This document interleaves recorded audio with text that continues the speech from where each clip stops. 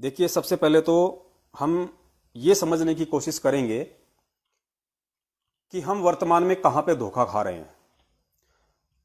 परम पूज्य सतगुरु रामपाल जी महाराज जी की आज वर्तमान में सन 2014 से शारीरिक रूप से दूरी के चलते, उनकी अनुपस्थिति के चलते हम कहां इस आध्यात्मिक मार्ग में धोखा खा रहे हैं। हम किन लोगों के पीछे चल के अनजाने में या जानबूझकर हम इन समस्याओं से घिरे हुए हैं। ये सत्संग 3-4 मिनट का है और जब आप इसको समझेंगे तो इसमें इतना गहरा रहस्य परमेश्वर ने दिया हुआ है कि सतगुरु देव जी की अनुपस्थिति में, उनकी गैर हाजिरी में यदि हमने भक्ति मार्ग पे चलना है, यदि हमने आने वाली समस्याओं से, संकटों से निजात पानी है, यदि हमने अकाल मृत्यु से बचना है, यदि हमने सतगुरु देव जी का कृपा पात्र बना रहना है, तो हमने किन चीजों को फॉलो करना पड़ेगा, हमने कैसी कैसी सावधानियों को फॉलो करना पड़ेगा। सुनिए गुरुदेव जी के मुख कमल से।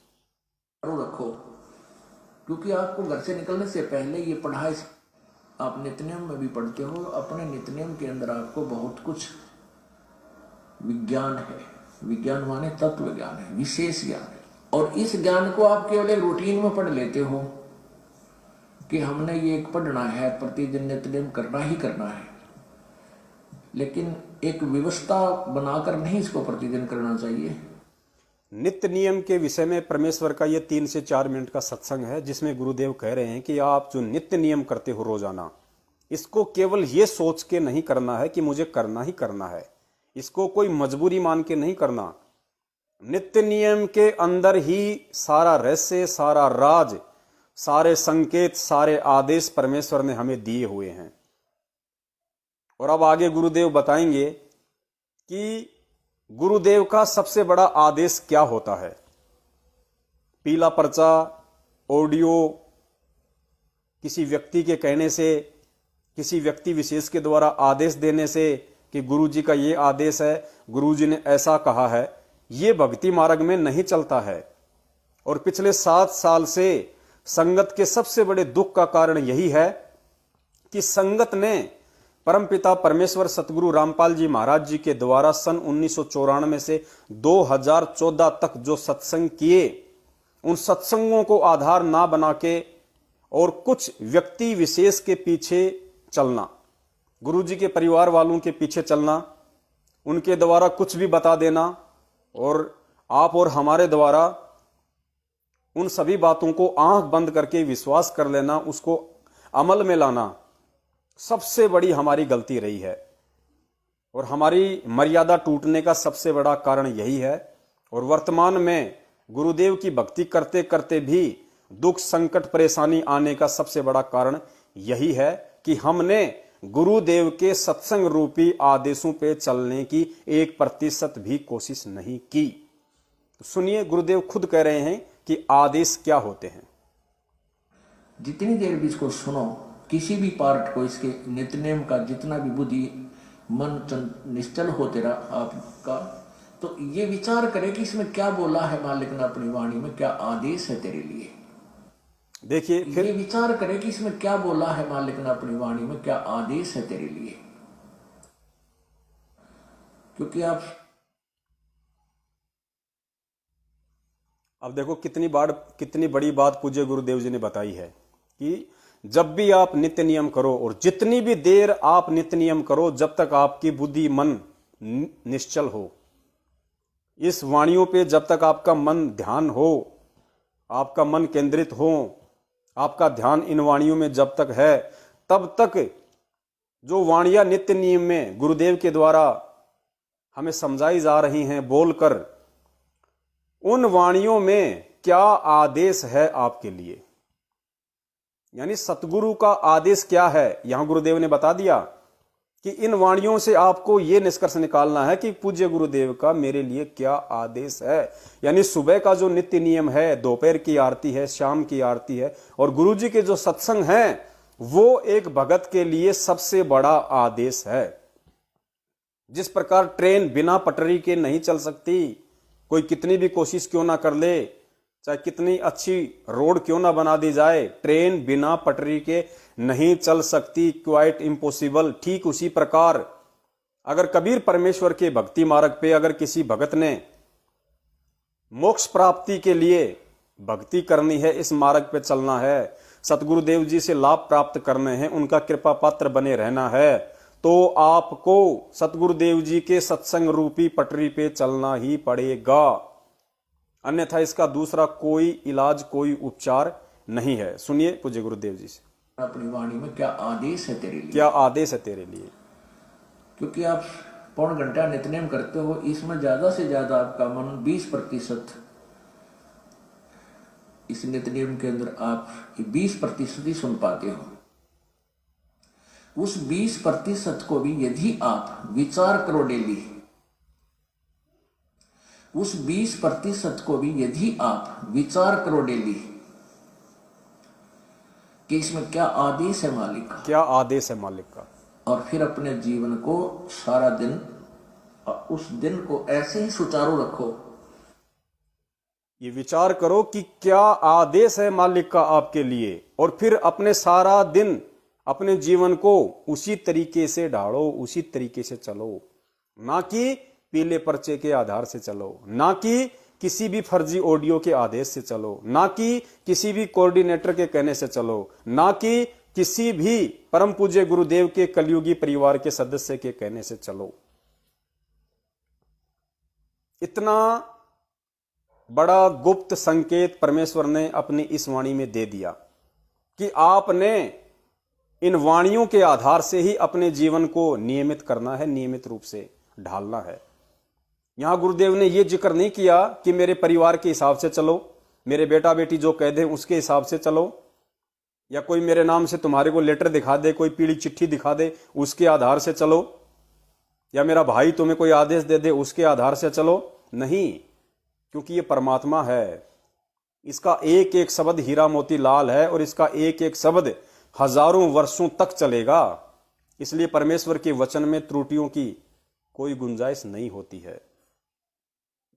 तो स्पष्ट कर दिया परमपिता परमेश्वर ने कि एक भगत के लिए अगर कोई सबसे बड़ा आदेश है गुरुदेव की अनुपस्थिति में, तो केवल उसके गुरुदेव के सत्संग हैं, और कोई आदेश उसके अलावा भगत ने फॉलो नहीं करना। जब तक कि सतगुरुदेव स्वयं प्रत्यक्ष में आपको कोई आदेश ना दें, तब तक आपने किसी भी पीली चिट्ठी पे, किसी भी फर्जी ऑडियो पे, किसी भी कोऑर्डिनेटर के कहने से, किसी भी उनके कलयुगी परिवार के कहने से, भाई बंधु रिश्तेदारों के कहने से नहीं चलना है।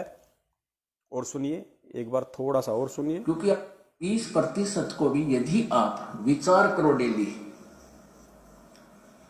कि इसमें क्या आदेश है मालिक का, और फिर अपने जीवन को सारा दिन उस दिन को ऐसे ही सुचारू रखो। क्योंकि आपको घर से निकलने से पहले ये पढ़ा इसलिए जाता है कि आपके साथ रास्ते में कोई निकम्मा भी टकराएगा, कोई गाली देने वाला भी मिलेगा, कोई गुंडा भी बोलेगा, कितना कोई आंट भी लावेगा। तो उनके साथ आपने कैसे व्यवहार करना है। आवत गाली एक है, उल्टा हो अनेक, और कहे कबीर ना उलटी हुआ रहे एक की एक। इसको पढ़ना नहीं है। मान ले कोई गुंडा बोला है, गलत बोलता है, गाली देता है, तो उसने तो कर दिया यू काम, और आप भी उल्टा दोगे तो फिर 4 और देगा कि वो तो पूरे मूड में है, वो तो फुल मूड में है लड़ाई के में, और आप भी आगे से उल्टी बोल पड़ोगे तो वो तो 4 बैठा है। जब बरसात क्या उनका मुकदमा रोज कर लेते दिन में। तो कहते परमात्मा आवत गाड़ी एक है, उल्टा हो अनेक, और कहे कबीर ना उलटी हो रहे एक का एक। और देख आगे कितनी प्यारी बात कही है। गाली ही से उपजे कलह, कष्ट और मौत, मृत्यु तक तो पहुंच जाती है एक छोटी सी गाली। गाली ही से उपजे कलह, कष्ट और नीच, हार चले सो संत है, लाग मरे सो नीच। हम भगत भी हैं और दूसरा में बुंडा अच्छा बोल रहा है, और उसने मान ले पुलिस किस कह दिया, हमने उसके 2 दराग धर दिए, उल्टे भी बोल दिए, फिर वो मारने पर उतारू हो गए, फिर हमने भी ठोक दिया। हो सकता है आप उसे तगड़े भी हो और अच्छा भी संभाल दो, फिर आप में उसमें कसर के रहेगी।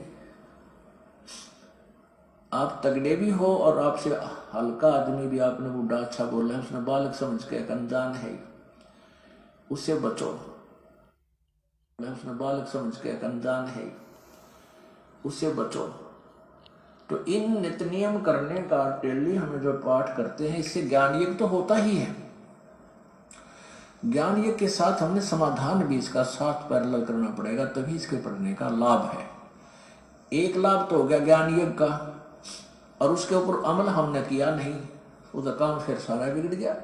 परमेश्वर कहते हैं इसका एक लाभ है ज्ञान यज्ञ का, और फिर हमने उसके ऊपर अमल किया नहीं, तो कहते फिर सारा काम बिगाड़ दिया। फिर उस ज्ञान का क्या महत्व रह गया? आपको परमेश्वर की वाणियों के विरुद्ध, आपको परमेश्वर के वचनों के विरुद्ध, परमेश्वर के सत्संगों के विरुद्ध, परमेश्वर के आदेशों के विरुद्ध आपको कोई भी व्यक्ति, जिस प्रकार सतलोक आश्रम मैनेजमेंट हरियाणा विशेषकर वही संगत को भ्रमित कर रहा है काल प्रेरणा से, अन्य कोई व्यक्ति किसी प्रकार का कोई आदेश मनमुखी रूप से संगत में पारित नहीं करता है। तो जो भी आदेश आपको पीले पर्चों के माध्यम से सुनाए जाते हैं, या ऑडियो के माध्यम से सुनाए जाते हैं, या व्हाट्सएप पे मैसेज टाइप करके भेजे जाते हैं, और गुरुदेव कहते हैं यदि आपने ज्ञान आधार से उसकी तुलना नहीं की, यदि आपने अपने गुरुदेव के सत्संगों से उन आदेशों को मैच नहीं किया कि कितना सही है कितना गलत है, और आंख बंद करके यदि आपने अमल कर लिया, तो गुरुदेव कहते हैं फिर आपने सारा ही काम बिगाड़ दिया। यानी सत्संग सुनने का फिर कोई मतलब शेष रह ही नहीं जाता है। सुनिए थोड़ा सा पूज्य गुरुदेव के मुकम्मल से। ज्ञान यज्ञ के साथ हमने समाधान भी इसका साथ पैरेलल करना पड़ेगा, तभी इसके पढ़ने का लाभ है। एक लाभ तो हो गया ज्ञान यज्ञ का, और उसके ऊपर अमल हमने किया नहीं, उसका काम फिर सारा बिगड़ गया। तो कहते हैं ये बातें कहन सुन के नहीं भाई, ये कर पाड़ने की है। ये बातें कहन सुनन की नहीं, ये बातें कर पाड़ने की हैं। अब आप में से कितने भक्तों ने खाली कहने सुनने तक सीमित रखा, और कितने भगत इन वाणियों को कर पाड़ गए? तो जाहिर सी बात है, जितने भी सत्सेवक भाई बहन हैं जो पिछले 6 वर्षों से केवल अपने परमपिता परमेश्वर सतगुरु रामपाल जी महाराज जी के सत्संग रूपी आदेशों के अतिरिक्त किसी भी अन्य व्यक्ति की बात को महत्व नहीं देते हैं, चाहे गुरुदेव का भाई हो, चाहे गुरुदेव की भाभी हो, चाहे गुरुदेव का बेटा हो, बेटी हो, रिश्तेदार हो, चाहे कोई स्टेट कोऑर्डिनेटर हो, चाहे कोई फर्जी नामदान संचालक हो, हमारे लिए सब के सब 2 कौड़ी के जीव हैं, और हम भक्ति मार्ग में जीव के द्वारा निर्देशित किए गए आदेशों की पालना नहीं कर सकते जब तक कि उन आदेशों को हम पूज्य गुरुदेव जी के सत्संगों से, उनके सत्संग रूपी आदेशों से मैच ना कर लें। अगर वो आदेश जो किसी व्यक्ति विशेष के द्वारा दिए जा रहे हैं, जो किसी पीले पर्चे के माध्यम से आप और हमें सुनाए जा रहे हैं, जो किसी ऑडियो के माध्यम से आप और हमारे को बताए जा रहे हैं, या किसी कोऑर्डिनेटर और फर्जी नामदान संचालक के द्वारा हम तक भिजवाए गए हैं, जब तक हम उन आदेशों का पूज्य गुरुदेव जी के सत्संग आधार से निष्कर्ष नहीं निकाल लेते हैं, तब तक हम उन चीजों को फॉलो नहीं करते हैं। और यही इस कबीर परमेश्वर के भक्ति मार्ग की सबसे बड़ी खासियत है, विशेषता है। अन्यथा कदम कदम पे धोखा है, कदम कदम पे काल ऐसी ऐसी सूक्ष्म चाल चलेगा, आप समझ भी नहीं पाओगे कि मेरे साथ हो क्या गया, और एंड में फिर आपके साथ वो होगा जो मध्य प्रदेश के वर्तमान में भक्तों के साथ हो रहा है, या जो अन्य स्टेट के भक्तों के साथ में हो रहा है, जो भक्ति करते करते भी कोरोना की चपेट में आके अकाल मौत को प्राप्त हो रहे हैं, जो भक्ति करते करते भी आए दिन व्हाट्सएप पे मैसेज आते हैं कि फला फला बहन मध्य प्रदेश के टीकमगढ़ से मुंडका आश्रम में गई थी, आज 9 दिन हो गए वापस नहीं लौटी, और 4 दिन बाद में फिर मैसेज आता है कि वो बहन जो भगत उसको लेके गया था उसी के साथ भग गई और रमैनी कर ली, शादी कर ली। 3 बच्चे थे उसके, 3 बच्चों को छोड़ के उसके साथ में शादी कर ली। तो ये क्या हो रहा है सत्संगों के नाम पे, आश्रमों में क्या चल रहा है? पुण्यात्माओं, बहुत सोच समझ के चलने की जरूरत है। हम कोई पागल नहीं है, हमने कोई करेला नहीं खा रखा है। हमें पूज्य गुरुदेव जी ने भक्ति मार्ग पे किस तरीके से चलना है जो निर्देशित किया है, हमें उसी तरीके से चलना होगा, अन्यथा हम भगत नहीं हैं, हम सतगुरु की शरण में नहीं हैं। परमेश्वर कहते हैं ताते सतगुरु शरणा लीजे, कपट भाव जिन दूर करीजे, सतगुरु उसको अपनी शरण में लेता है, वो भगत सतगुरु की शरण में माना जाएगा जो अपने अंदर से छल कपट इन सब चीजों को बाहर निकाल फेंकेगा। तो बताइए, छल कपट तो आपके अंदर भरा पड़ा है। कैसे भरा पड़ा है? क्योंकि आप गुरुदेव जी के सत्संग रूपी आदेशों को ना मान के और एक 2 कौड़ी के जीव, स्टेट कोऑर्डिनेटर, जिला कोऑर्डिनेटर, फर्जी नामदान संचालक, गुरुजी के बेटा बेटी, आप उनके आदेशों पे चल रहे हैं, आप उनके मनमाने आदेशों की पालना कर रहे हैं और जरा भी विचार नहीं करते कि इन्होंने जो आदेश मुझे दिया है वो गुरुदेव के सत्संग रूपी आदेशों के अनुसार सही है या गलत है, और आंख बंद करके आप उसकी पालना कर देते हो, तो आपके अंदर ये छल कपट भरा हुआ है। आप अपने गुरु से छल कपट कर रहे हो। तो ऐसी आत्माएं परमेश्वर की इस वाणी के अनुसार उनकी शरण में नहीं हैं, नाम दीक्षा लेने के बावजूद भी कि ताते सतगुरु शरणा लीजे। सतगुरु उसको अपनी शरण में लेता है, ताते सतगुरु शरणा लीजे, कपट भाव जिन दूर करीजे। इसीलिए आज संगत में भी अकाल मृत्यु का तांडव मचा हुआ है। इसी संदर्भ में दास के पास में बहुत सारी आत्माओं के फोन कॉल्स आए, मैसेज भी आते रहते हैं, और दास आपको बताना चाहेगा कि आज 30% भक्तों को छोड़ के, क्योंकि 30% आत्माएं पूरी संगत में से, 20 लाख की संगत में से 30% आज परमपिता परमेश्वर के सत्संगों को आधार बना के चलना शुरू हो चुकी हैं, जिन्हें सत्सेवकों की कैटेगरी में गिना जाता है। वो कोशिश करती हैं हर संभव परमेश्वर के सत्संगों का निष्कर्ष निकालने की, किसी भी आदेश को परमात्मा के सत्संगों से मिलान करके उस आदेश की पालना करने की। वो किसी भी फर्जी नामदान केंद्र पे ना ही तो जाते हैं, ना ही उनका उनसे कोई कनेक्शन शेष है। वो किसी भी फर्जी आश्रम में नहीं जाते, चाहे मुंडका हो, चाहे भिवानी हो, चाहे जींद हो, चाहे हिसार हो, चाहे रोहतक हो। वो किसी भी कुपात्र व्यक्ति को ज्योति पाठ दान का एक नया रुपया नहीं देते, क्योंकि उन्हें परमेश्वर का लिखित संविधान अच्छे से पता है कि गुरु बिन माला फेरते, गुरु बिन देते दान, गुरु बिन दोनों निष्फल है, चाहे पूछो वेद पुराण। कि अगर मैंने कुपात्रों को दान धर्म दिया तो उसका उल्टा परिणाम मुझे स्वयं भी भोगना पड़ेगा। लेने वाले को तो समय आने पे भोगना ही भोगना पड़ेगा।